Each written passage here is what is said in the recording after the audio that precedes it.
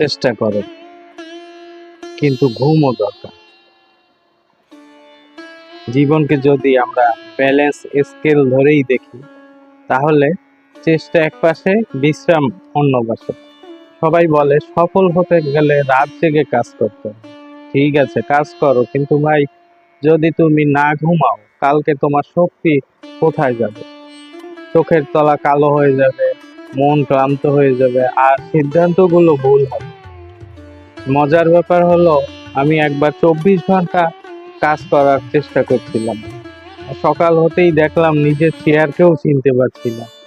এটা শুধু আমারই সমস্যা না, অনেকেরই হয়। তাই চেষ্টা করো, লক্ষ্য অর্জন করো, কিন্তু শরীরকে বিশ্রাম দিও।